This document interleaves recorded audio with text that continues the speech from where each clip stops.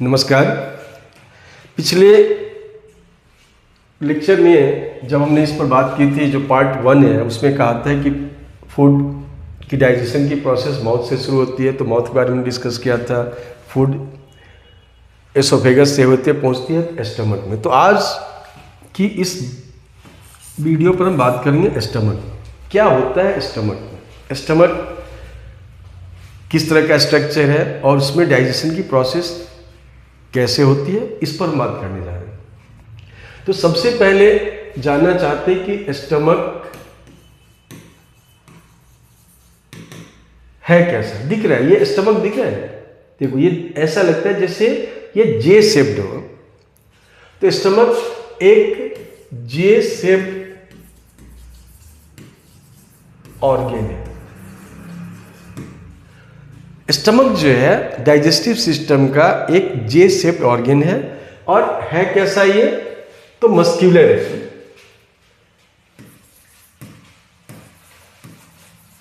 Muscular है। Muscular होने से इसका बेनिफिट क्या है? मस्क्यूलर होने से जो बेनिफिट है उसकी बात करेंगे कि इसमें दो तरह की प्रोसेस होती है। एक होती है मैकेनिकल चर्निंग। मस्क्यूलर होने की वजह से क्या करता है ये? Mechanical churning. सिंपली क्या है कि जैसे आप मक्खन निकालते हैं, घी निकालते हैं, तो जो चर्निंग करते हैं, मिलाते हैं, वो इसका काम। अब ये मस्क्यूलर होने की वजह से क्या करता है? कॉन्ट्रैक्ट होता है, रिलैक्स होता है। इसके अंदर कॉन्ट्रैक्शन रिलैक्सेशन होती है। और इसकी इस प्रोसेस की वजह से जो आपका सॉलिड फूड है, जो केवल अभी लुब्रिकेट होकर आया है, सॉफ्ट होकर आया है, वो अब सेमी लिक्विड फॉर्म में कन्वर्ट हो जाएगा, पेस्ट के फॉर्म में कन्वर्ट हो जाएगा। अब ये जो चर्निंग होगी वो क्या करेगा? फूड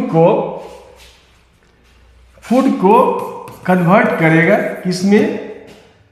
पेस्ट के फॉर्म में कन्वर्ट कर देगा, जिसको हम काइम कहते हैं। ये जो सॉलिड फूड है, जो सॉलिड फूड आपने खाया है, वो उसको एक पेस्ट के फॉर्म में, लिक्विड के फॉर्म में कन्वर्ट करेगा, इसको हम कहते हैं काइम। अब काइम के अंदर जब ये चर्निंग होती है तो जो भी डाइजेस्टिव एंजाइम्स रिलीज होते हैं वो भी उसके साथ मिक्स हो जाते हैं। तो पहला पार्ट है इसका मैकेनिकल चर्निंग करना, उसको हिलाते रहना, मिलाते रहना, ताकि फूड हर जगह उसकी एंजाइम्स पहुंच सके, जो डाइजेस्टिव एंजाइम है, और उसकी डाइजेशन हो सके। तो फर्स्ट पार्ट ये वर्क है। सेकेंड है केमिकल प्रोसेस। केमिकल प्रोसेस भी होती है। अब केमिकल प्रोसेस में बात करें तो यहां पर स्टमक के वॉल्स में सलाइवरी ग्लैंड्स वगैरह भी हैं और बहुत सारे अदर ग्लैंड्स भी हैं। डाइजेस्टिव ग्लैंड्स है, उसके अंदर भी छोटे छोटे पार्ट्स होते हैं। तो केमिकल प्रोसेस में क्या करता है? ये तीन चीजें रिलीज करता है। क्या क्या रिलीज करता है? HCl, that is called hydrochloric acid. Then release करते हैं पेप्सिन, एक एंजाइम है, और साथ साथ रिलीज करता है म्यूकस। केमिकल प्रोसेस में ये तीन चीज रिलीज करते हैं। क्या होता है? क्या? HCl, pepsin and mucus. तो फर्स्ट में जानेंगे कि HCl का फंक्शन क्या है।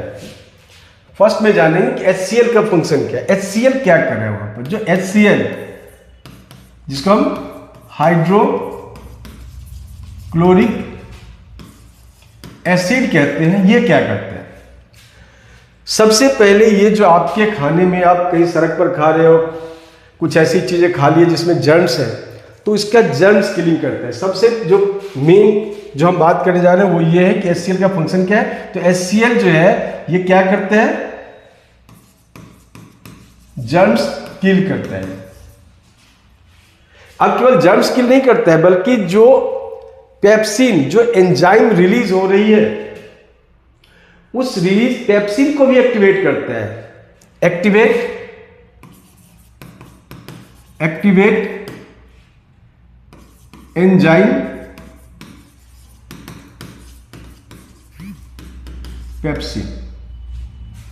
ये केवल जर्म को किल नहीं करता है, बल्कि क्या करते हैं, पेप्सिन जो एंजाइम है वो एक्टिवेट होती है एसिडिक मीडियम में। अगर एसिड रिलीज नहीं होगा तो पेप्सिन भी वर्क नहीं करेगा। इसलिए इसका दो फंक्शन है, पहला काम है जर्म्स किल करना, दूसरा काम है एंजाइम पेप्सिन को एक्टिवेट करना। तो स्टमक के अंदर अब ये जो केमिकल चर्निंग हो रही है तो इन सबको मिला रहा है। फूड में क्या कर रहा है, फूड में एक तरह से उसको वो मिला रहा है ताकि फूड के हर पार्ट्स में HCl पहुंच जाए, जर्म्स को किल करे, साथ साथ हर पार्ट्स में पेप्सिन को एक्टिवेट कर पाए। पेप्सिन का काम क्या है, अब पेप्सिन जो डाइजेस्ट करती है, पेप्सिन जो डाइजेस्ट करती है वो प्रोटीन को स्मॉल पार्टिकल्स में चेंज करके और भी छोटा बनाती है, एंड दैट इज पेप्टोन्स। तो पेप्सिन एसिडिक मीडियम में, एक वर्ड ध्यान रखिएगा कि pepsin works in acidic medium, और करता है क्या है, ये प्रोटीन को किस में कन्वर्ट करता है, पेप्टोन में कन्वर्ट करता है। अब रही बात, एक बड़ी अच्छी बात है कि जो नॉन वेजिटेरियन है, भाई हमारी बॉडी भी मीट से बनी हुई है, नॉन वेज भी मीट से बना हुआ है, तो फिर जब हम नॉन वेज खाते हैं वो डाइजेस्ट हो जाती है, तो हमारी स्टमक क्यों नहीं डाइजेस्ट होती है, हो जाना चाहिए ना भाई। एक ही जगह दोनों जा रहे हैं तो एक चीज डाइजेस्ट होता है, दूसरा डाइजेस्ट नहीं होता है, तो क्या रीजन है, उसके पीछे जो रीजन है वो है third point, and that is the mucus. तीसरा जो पॉइंट है वो क्या है, म्यूकस है। अब ये म्यूकस क्या काम है, म्यूकस क्या काम है, टू प्रोटेक्ट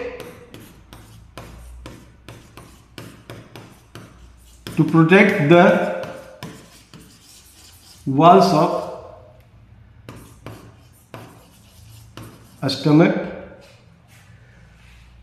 दो चीजों से प्रोटेक्ट करते हैं।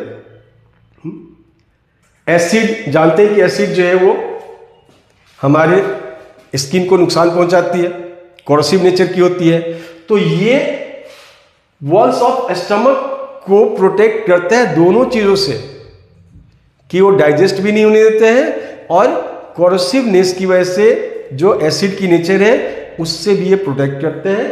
तो ये प्रोसेस होती है हमारे स्टमक में। फिर से बात कर दें कि जेक शेप्ड ऑर्गन है जो मस्कुलर है, और मस्कुलर होने की वजह से क्या होती है, इसमें मैकेनिकल चर्निंग की प्रोसेस होती है।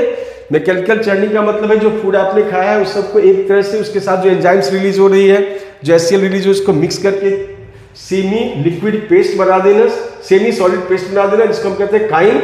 और केमिकल प्रोसेस में तीन चीजें रिलीज हो रही है, HCl, पेप्सिन एंड म्यूकस। अब रही बात कि ये हमारे स्टमक में स्टे कितने देर तक करता है, ये जो फूड है ये कितने देर तक स्टमक में स्टोर करता है, तो स्टमक